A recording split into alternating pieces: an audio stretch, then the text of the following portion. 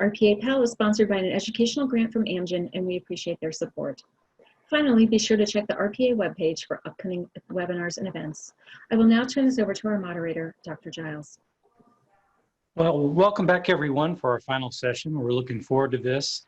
I think it's been a great day. I've learned a lot. It's been an interesting kind of format, this virtual format, and it's I feel like it's worked pretty well. I've enjoyed it. So today we have Jeff Stevie. He's going to be talking to us about leadership, communication processes, and let me tell you his background. I think this is an interesting topic. He has over 20 years of experience in sales, consulting, business development, and corporate development in the healthcare sector. He works in the Fresenius Medical Care corporate development team. He works on negotiating joint ventures, mergers, and acquisitions of dialysis facilities. He's going to talk with us today about how to overcome interprofessional tensions and conflicts that exist between physicians and managers in healthcare settings, leading to improved team performance and innovation, the very tools that we need to be better leaders and to be better advocates. So I'm very happy to turn this over to Jeff Stevie. We're really glad to have you today, sir. Thanks so much, Dr. Giles. I appreciate the introduction. I also want to extend a thank you to Amy, Desiree, and Steve for their hard work in coordinating this meeting, particularly given the different format. You know, that's been quite a challenge. So again, I just want to address that while I work for Fresenius, I have a lot of experience in my interactions with physicians and managers in a wide range of settings. Part of the reason why I'm coming to you today is because I'm in the process of finishing up a doctoral program in organizational leadership with a focus on conflict resolution. And my area of research interest really is around how leadership behaviors manifest interprofessional collaboration or interprofessional conflict, which really leads us to this concept of leadership and communication, the importance of leadership and communication. Steve, I don't know if I have control yet of the deck. There we go. So let me start with this. So who else had this conversation in the past? I know I certainly had it a time or two with my wife, and I'm sure she would attest to that if she was present. But as we think about many of the challenges we face in healthcare, we've faced the issue of trying to address institutionalized problems that are pervasive throughout the healthcare sector. And what is problematic in trying to address those problems is often we're trying to deal with individuals that are speaking very different language from our own. And so what we see in healthcare is that different specialties, different professions speak very different languages that ultimately confound our collaborative and innovative processes. So what I'd like to talk with you today about is a little review about this concept of the four worlds of healthcare. We'll talk a little bit about burnout and engagement in the healthcare sector. We'll talk about interprofessional conflict and leadership, and ultimately I'm going to tie this all together. What's interesting about all of these topics is that there's very little research in the chronic setting. So most of what we're going to talk about today really comes from inpatient or acute settings. And we're going to try and translate that over into the chronic setting as best as we can. Ultimately, my area of research really is in the chronic setting. So I'm hoping as I move forward with my research project, we can add the body of literature on these topics and sort of expand our understanding of how managers and physicians interact in a chronic setting. Let's talk about this concept of the four worlds of healthcare. And in order to understand these different worlds of healthcare, we think about a theory called social identity theory. What social identity theory talks about is this concept that our identity is socially constructed based upon the groups that we're members of. And so as we become members of a group, we create these structures of in-groups versus out-groups. We create these concepts of us versus them. And so as a member of any individual group, that group member enhances one's self-esteem. And then within the group, there will always be some sort of prototypical norm that establishes what accepted behavior is for that group membership. And any sort of deviation away from that norm will result in either pressures to conform or will result in efforts by other group members to exclude that individual from the group. Becomes important later as we talk about, so I'm going to talk briefly about the hybridization of physicians and manager roles, so physicians that assume leadership roles, get into this situation where they're starting to deviate from the norm and create some pressures on leadership. So we'll talk about that in a moment. But at any rate, our membership in these particular groups results in, oops, looks like my audio is going in now. Amy, should I keep going?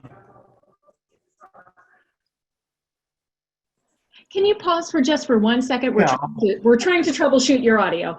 Okay, so we thank everyone for their patience. Sorry about that. That's it's not a meeting without some sort of technical glitch. Okay, so I'll restart here on this concept of social identity theory, because I think this is important. It sort of governs much of what we're going to talk about here in a minute. So social identity theory speaks to how our worlds are socially constructed based on the groups that we are members of. And so as we become members of groups, we create this this status or situation where we have in-groups versus out-groups. And it creates sort of an us versus them mentality. And as we become members of groups, that group membership enhances our self-esteem. Moreover, any sort of social group has what we would consider a prototypical norm, and through the normative processes of having a standard that is considered acceptable as a group member, any deviation from that norm will largely be met with pressures to conform back to the norm, or may result in membership being forced out of the group and the termination of your membership in the group. And that's going to become somewhat important later as we talk about the hybridization of the leadership roles of physicians who take on some managerial leadership type activities. So sort of hold on to that for a moment. So ultimately, our group memberships help us to organize our social world. And then in any given setting, certain social identities will become salient or important, and they will drive whether that membership either unites individuals or divides individuals. So I'll give you an example. So we'll look at just a few of my social identities here. So for example, I'm as we talked about, I'm employed by Fresenius in the corporate development team. And so I have very specific roles and responsibilities, and even a unique language that my team speaks within the rest of Fresenius. I'm also a negotiator and a salesperson by trade and experience. And so there are certain expectations or behaviors that one would expect for people that are in that type of role. So those two identities are very salient for me in my day-to-day interactions with either individuals within my company or outside. Conversely, I'm also a veteran, and that status as a veteran is rarely important for me as I do my daily tasks at work. However, if I happen to meet someone and it turns out that they are a veteran, then they're also a veteran, then that identity becomes salient and actually helps to govern the type of conversation and interaction that I have with that individual. So our social identities are very important when it comes to how we interact with others, whether they be members of an in-group or members of an out-group. So that leads us to this concept of the four worlds of healthcare that was developed by Glauberman and Mintzberg back in 2001. And they conceptualized four primary worlds within the healthcare context that govern how healthcare is delivered in the United States and abroad. So we really have four worlds. So we have the regulatory bodies that govern policy. Those bodies then rely, today at least, on managers to implement those policies within healthcare organizations. Then we have in the care component down here in the lower right, that would represent nurses and other specialties that are involved in direct patient care. And finally, our cure component, which are physicians who are ultimately responsible for patient care. What's important here is there are two significant cleavages that exist between these four worlds. And the first is the proximity to healthcare systems. So on the right, we can see that managers and nurses, et cetera, all generally work for organizations. And so they have a much closer identification with the organization as part of their identity than we would see in those bodies on the left. So, physicians tend to identify less with organizations. On the bottom, on this bottom or vertical cleavage, we have proximity to the patient. And in this instance, there's an emphasis on direct patient care through the social contract, i.e. the best possible care regardless of cost concerns. And in those settings, we have a much closer affiliation to other physicians. So specifically in the cure component, we would expect a close affiliation to other physicians or other specialties rather than to the organization themselves. So we end up here with different education, training, experience, and background, et cetera, that drive the different worlds within our healthcare environment that are also divided by our proximity to organization and our focus on patient care. And so that ultimately confounds how managers and physicians interact. And so through our social membership, myself as a manager, and for those on the phone who are physicians, you end up through your social groups, you end up developing specific ideologies. And those ideologies look something like this. So I'm going to start with managerialism. If we think about healthcare reform pre-Affordable Care Act, where healthcare reform largely focused on cost control, the healthcare organizations started to focus on recruiting and hiring individuals with business backgrounds into leadership positions rather than folks with clinical backgrounds. And if you think about Fresenius, when I started with the organization some 9 years ago, Fresenius was largely a nurse-led organization. Well, today, Fresenius is almost completely managed by individuals with business backgrounds rather than clinical backgrounds. And so as these managers moved into different hierarchical positions within organizations, you see efforts through different systems, processes, policies, procedures, et cetera, that were pushed down through the system with an emphasis to gain control over the organization. And those systems and processes generally focused on efficiencies and financial performance of the organization. So through the business background, you see a very strong emphasis towards finance. While quality is important, the primary focus tends to be on financial outcomes. And so you see through this managerial approach that there's a lot of effort to stimulate indirect control of the system. Now let's flip over and talk about professionalism. So medical professionalism is the result of common training, education, and socialization processes for physicians through your medical education that throws a strong emphasis on expertise as a source of power, and it values autonomy and problem-solving skills on direct patient care, right? So the primary emphasis now on the medical professionalism side is on the patient. And that medical professionalism then is governed by two very strong aspects that shape physician behavior in response to reform efforts. First is the social contract, which is the value or the expectation that patients have of physicians providing the highest quality of care regardless of cost, and the medical legal responsibility, which ultimately states that the physicians are primarily or ultimately responsible for patient care. So you might imagine as managerial efforts seek to control physician behavior, you would end up with conflict, right? Because they're in direct violation of many of these identity constructs. The bad news here, and I made reference to this earlier in when we were talking about the normative processes and social identity theory, is for those physician leaders on the call here, as you start to assume leadership roles within an organization, if you start to deviate too far away from some of these elements of the medical professionalism and start to incorporate efforts more consistent with managerialism in terms of trying to control behavior within your organization, you run the risk of being seen as an outlier with your physician colleagues. So there's a careful balance that needs to be maintained as our physicians start to assume leadership roles with their colleagues.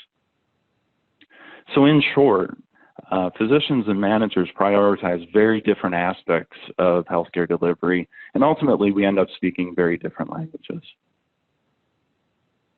So I'm going to ask what may seem a silly question via a poll, and while you're answering the poll, I'll just share that while this might seem a little bit odd, this very question has been a strong source of dialogue that I've had with some of my colleagues in Fresenius.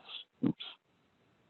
So first, let me start with the fact that the physician identity is an elite identity construct, and it's elite from the perspective that through the education and training requirements of physicians, it's hard to penetrate, or it's not possible to penetrate the physician social group unless you go through that same process. So as someone with a managerial background, I can't simply penetrate a physician social group.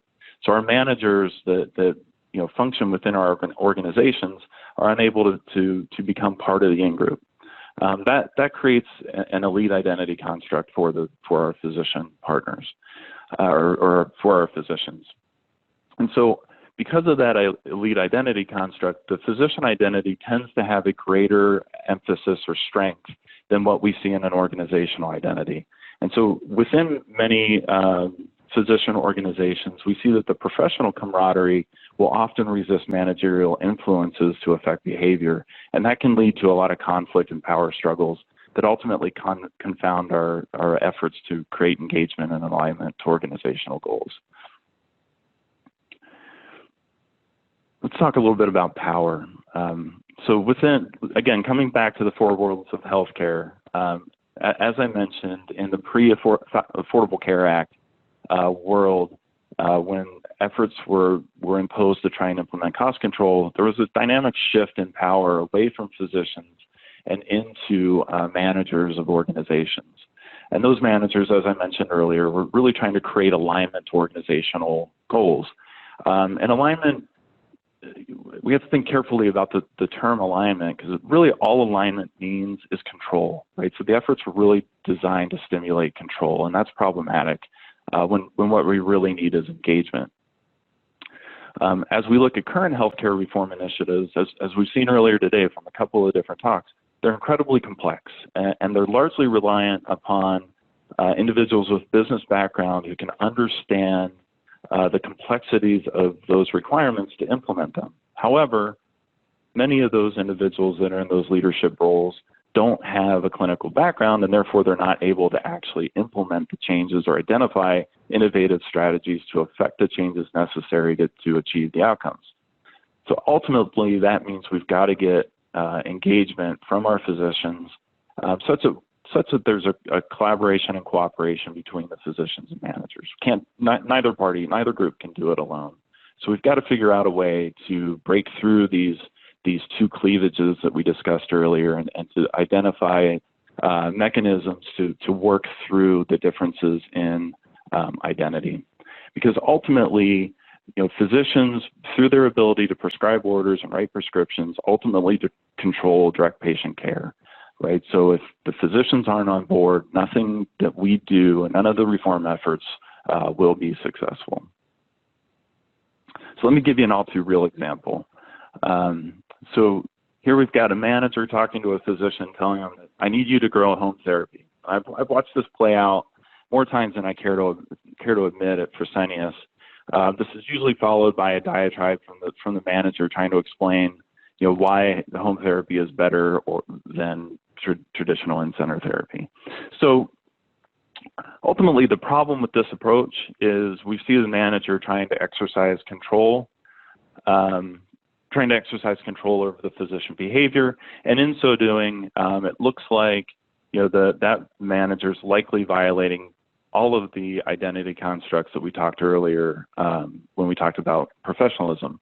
And so the physician's response is, you're just going to continue to go about your business and control patient care as you've always done. And so looking at my 9 years of experience at Fresenius, when I joined the company, there was home therapy penetration of about 10, 11%. And today we're at roughly 14-ish%. So largely, I would say that this approach has been pretty unsuccessful. So we've got to do better. We've got to figure out a way to change the dialogue and be more effective in how we interact. Let's talk about burnout and engagement. Trying to get to how we can cooperate better. So the first thing we need to think about is burnout, and burnout's this concept of a work-related syndrome that involves emotional exhaustion, depersonalization, and a sense of reduced personal accomplishment. In helping professions, we see a high degree of burnout, and specifically in physicians and nephrologists, the burnout rates are nearly twice that of the general population. So the bad news is that physician burnout rates are currently at record highs right when we need their engagement the most. And so it becomes a question of what's causing the burnout. And these are certainly not rocket science.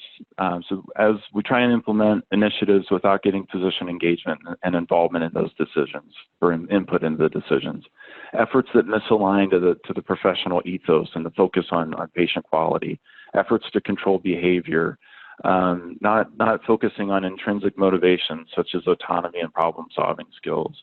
If we don't communicate or if we rely too much on financial outcomes, we're probably going to drive up burnout, and we're going to end up stimulating conflict between the physicians and the managers. And that conflict might look like something as simple as annoyance, tension, and lost trust. It may be passive resistance or ignoring initiatives, as we see in that home therapy example, or it could be an outright emotional conflict or power struggle. But all of those types of conflict lead to poor engagement. They lead to burnout. So how do we avoid that? So let's define engagement. So engagement occurs when an individual self-identifies as part of the organization, and they feel personally motivated to help the organization become successful. And things that we can do, I'm sorry, let me go back. So looking at 21 reform efforts through CMMI initiatives, it was found that when managers put forward efforts to try to improve physician engagement, we almost always see that those efforts are more successful. And so what are some of the things that are common in the literature? I'm going to start with the Mayo Clinic experience to give you a good example. So Mayo Clinic identified a burnout problem. They had burnout almost to the 50% level within their organization with their physicians. So they decided to make some pretty significant changes to how the leadership team approached the frontline physicians within the system. And so they chose to educate physicians about the organizational needs, did a lot of work communicating the vision, started getting physicians involved in decision-making, emphasizing their ability to use critical thinking and problem-solving skills. The efforts started focusing on the patient rather than financial outcomes. And there was a lot of opportunity for physician education on leadership skills. So ultimately, through those efforts, the relationships between the leaders of the Mayo Clinic system and the frontline physicians improved. And so while you might say, come on, Stevie, your Mayo Clinic's a great big organization. We all know that it's a physician-led organization. But I think this one's relevant for us, largely because many of our nephrology practices are also physician-led. So I think these are all skills and strategies that are very effective at changing the dialogue. Moreover, as you look at the literature, looking at high versus low performing hospitals in the U.S., similar strategies were effective in the higher performing hospitals. And in fact, if you go one step further and you look across the literature, both in the United States and abroad, if you do these things, if you start to do these types of activities, you're going to see increased engagement and collaboration, which will lead to better innovation and performance that drives quality and drives financial performance. So it's another poll. So what we're going to get at here is, what's the effect of money on engagement? Is money the primary source of efforts to try to engage our physicians in change efforts? And I know, looking at many of our healthcare reform efforts today, there's a lot of money being thrown at the problem with the intent of trying to stimulate change in behavior. So does it work? And the short answer is, yeah, a little. So while financial incentives are certainly considered important, in fact, as you look at the engagement literature, typically physicians will report that money is necessary, but it's not always sufficient. So emphasis on more of the intrinsic motivations, the focus on quality, the efforts to improve autonomy and decision-making ability are all. Oh, I'm sorry, Amy's just typed in a message. So how do we simulate the intrinsic motivations? So ultimately, while financial incentives are important, it's more important to focus on the physician identity to try to get them engaged in organizational needs. Now let's look at interprofessional conflict. Healthcare delivery is becoming increasingly complex and increasingly reliant upon interprofessional teams. My entire world is organized around trying to build collaborative relationships and joint venture settings with our physician partners between physician and Fresenius. And the intent there is that we're forming, in effect, an interprofessional team that will lead to greater cognitive diversity and different perspectives and expertise that should enhance information sharing, problem solving, and innovation that finally ultimately drive performance, increase quality, and improve financial outcomes. The problem is that the benefits of that interprofessional team are often stymied through professional identity salience. And I don't mean specifically medical professional identity salience. I mean identity salience of any ideology. So if we focus on only our perspectives, we close down our ability to be open to the inputs of others, and that drives down trust, drives down communication, and it ultimately leads to ineffective teamwork and a lack of collaboration. And unfortunately, too often we see far too little focus on team performance. And that's certainly true in many of my experiences in my professional career. So one of the things we can do to try to improve our team identity is to create, a shared vision and values for the team. So I think that's a good focus for our nephrology practices, is make sure that we've got a shared vision, that vision's communicated. Utilize inclusive leadership behaviors. We're going to talk more about inclusive leadership in a minute, but in effect, value the differences of other team members, recruit their ideas and expertise, recognize and promote their strengths and perspectives, and create time and space to actually engage in team building activities. And if you do those things, you're going to reduce that identity salience. You're going to increase the commitment to the organization. You're going to enhance communication and information sharing, which is going to drive innovative practices that ultimately improve the effectiveness of the team or the organization. One thing that's very consistent across the literature is that effective teams, effective organizations demonstrate open-mindedness norms. And what open-mindedness norms refer to are creating value or respect for professional differences and creating a space to enhance open dialogue and inclusion, right? So if you're sitting in a meeting and you've got 2 or 3 people talking and the rest of the room silent, you're probably not being inclusive, and you're probably not having really effective open communication. So there really should be efforts through these open-mindedness norms to stimulate and encourage debate, so long as that debate focuses on the task or the problem at hand and not on relationships or emotional or personal issues. All right, finally, let's talk about leadership. You're going to see a lot of common themes here from everything that we've talked about so far that are going to show up in the leadership literature.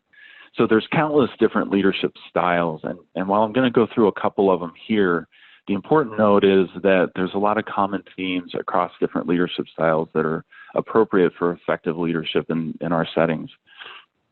But I'm going to start with what doesn't work. I'm going to start with this concept of transactional leadership styles. And those can be things like, autocratic, bureaucratic, or authoritarian leadership behaviors. And what those really get at in this transactional leadership style is that most of the leadership uses incentives to try to change behavior. So it might use a positive incentive to try and stimulate a change, or it might use a negative incentive over here by management, by exception, to punish unwanted behavior. And then the worst of the bunch here really is this laissez-faire leadership, which is basically a hands-off. I'm not even going to interact with my team. That frankly doesn't work well at all. So why doesn't the financial side of it work? Ultimately, if you incentivize behavior changes, studies have shown that, yeah, you get a little bit of change. It does stimulate a little bit of interest, but primarily self-interest. You get average performance. You get sort of low organizational commitment. It just doesn't do the trick. The hands-off, laissez-faire leadership approach actually decreased engagement, actually stimulated a negative quality culture. So we certainly want to avoid that behavior. And then this management by exception, so that punishing the unwanted behavior is really a significant threat to autonomy and leads to conflict and disengagement. So what does work? So I'm going to start with servant leadership, and this is the leadership style that's promoted by Fresenius. And in the servant leadership style, the individual that's in a leadership role, whether it be a manager or a physician leader, places the priority of the needs and priorities of others first. So they really work to try to remove barriers. They focus on growth and development of other individuals, very much encourage autonomous behaviors, which some of that's going to start to sound familiar. And this has been effective in a healthcare context. This is the preferred leadership style at Fresenius. However, servant leadership really is better in stable environments. And I think it's safe to say that we're not in a stable environment, right? Our nephrology and dialysis worlds are rapidly changing. And the reason that servant leadership's not effective in stable environments is what you'll note here is a lack of emphasis on mission and vision and innovation. And so we need to look for some leadership behaviors that start to stimulate those behaviors. That leads us to inclusive leadership. And we've spent a lot of time talking about inclusion, so I'm going to burn through this pretty quick. Inclusive leadership emphasizes the value of individual differences, creates a shared purpose, involves others in decision-making, does a lot of information recruitment and information sharing, and encourages group participation by all members of the group. And when you do that, you tend to see an improvement in team identity, lessen the differences associated with professional identity. We see less status difference, better communication, more debate, increased performance, and enhanced innovation. Shared leadership, this is sort of the ideal, right? So a lot of people think that shared leadership really is the best possible outcome that we could get in the context of healthcare today. And the reason for that is what it stipulates is while you may have a dedicated leader or manager of a group, that whomever in whatever situational context, whomever has the greatest resources, experience, knowledge, or otherwise, that person would step into a leadership role to help navigate the problem. And through identifying the best person to be in a leadership role, we would expect that you'd see better dialogue and collaboration. Now, the problem with that is while it sounds great, and many physicians support the concept of this concept of clinical democracy, often they fall back and resort to the sort of hierarchical leadership associated with the medical legal responsibility of physicians. And that's a perfectly understandable approach because, as we talked about earlier, there's a lot of mistrust still in the system associated with the differences in language that each of the four worlds speak and some of the past experiences with physician and manager interactions. And so ultimately, until we can fix the trust issue and improve collaboration and cooperation, shared leadership's not quite ready to go prime time. But I think this is something that we should all sort of target to get to in the long term. And then finally, I'm going to talk about transformational leadership. And this is my preferred leadership model. And because I think this transformational leadership sort of ties everything together that we've talked about thus far. Transformational leadership is one of the most widely studied leadership models in the literature, both in and outside the healthcare context. And it's largely considered effective in most settings. And what transformational leadership proposes is that leaders support a common mission and common vision and mission. That efforts are focused on building a team identity. We have those open-mindedness norms that stimulate trust and respect. There's a high value placed on open communication and debate. There's a lot of effort around individual creativity to drive innovation. There's educational components, whether that be leadership education, education about organizational or system needs, and there's ultimately a focus on intrinsic motivations of the team members. And what that leads to is that when this leadership style is employed, the team members feel a high sense of meaning in being a team member, which enhances engagement and collaboration, which drives innovation and effectiveness of the individual and the team. So putting it all together, across the literature, there's some pretty common themes.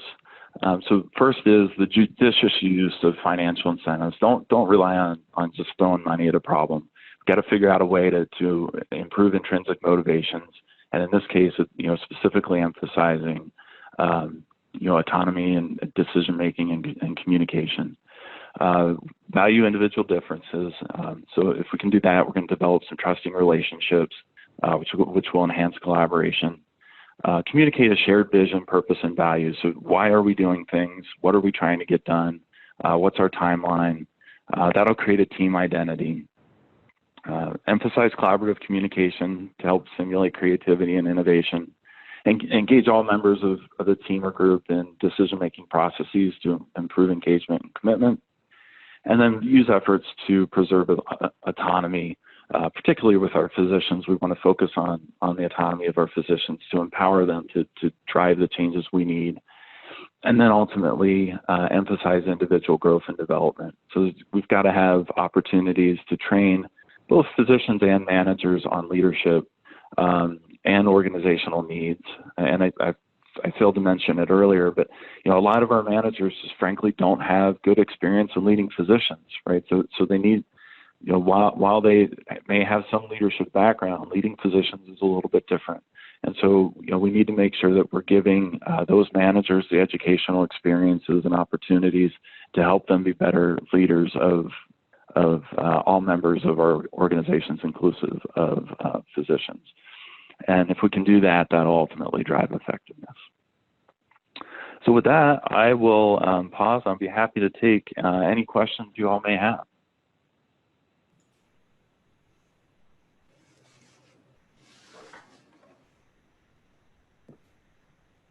Amy, would you like to read some of the questions? Sure. We do have some audience questions. So first, thank you very much, and our apologies for the technology problems. But our first question is about your opinion for payments for nephrology group leaders, as this question asker says, they're the ones who do extra work, value a leader, but also see patients in offices, hospitals, and dialysis units, but there's usually not any supplemental pay with that. So that can limit the pool of future leaders. So any thoughts on that area? Yeah, I think that's an important question. And I mentioned it just sort of at a very high level that in most cases, if we want to try to drive engagement, we're really talking about an engagement concept here, right? Which is we're trying to engage, our physicians to move, from just, direct patient care into leadership positions. That often there is the perception of a need for some sort of financial reimbursement to justify that additional workload. And that's certainly understandable. And I also happen to think that it's certainly appropriate. Whether that reimbursement or also that reimbursement should, in many cases, take the form of a little bit of a reduced workload on the direct patient care, because the extra work associated with being a leader of the practice is going to come with significant time commitment for those individuals. So yeah, I think that's certainly appropriate. Great, thank you. Our next question is, what tips do you have to get us out of our own silos and reach across the divide to other disciplines not directly connected with nephrology, say vascular surgery or interventional radiology? Yeah. Showing leadership and community. Yeah, that's also a very fair question. So coming back to the sort of the four worlds, I made reference to it, that within each of our within each of those different worlds, there could arguably be many different dialogues or sort of subworlds within them. And I think the question here from the audience member is appropriate in that that interventional nephrologist or radiologist probably speaks a little bit of a different language. And many of the behaviors that we talked about here are certainly appropriate, right? So we need to value, engage in conversation, value the differences in perspectives that each of those parties brings to the table, and create a space where dialogue can focus on, what are the different perspectives, what are the different problems that each of the parties perceives, to identify strategies on how to improve them or how to address them. Right, so it all comes back to the interprofessional collaboration, right? Open dialogue, open perspective, and try to create space to stimulate innovative ideas. Does that answer the question?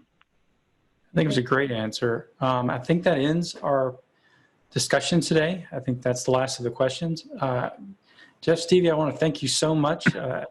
I think this strikes at the very heart of the way in which we all work as physicians in our modern world, and I really appreciate your insights. I would like to thank everyone who's been involved in this, all of our panelists, our audience. Thank you so much for being with us. Amy Beckrich, Desiree Bryant, and the RPA, gosh, I appreciate your help with this.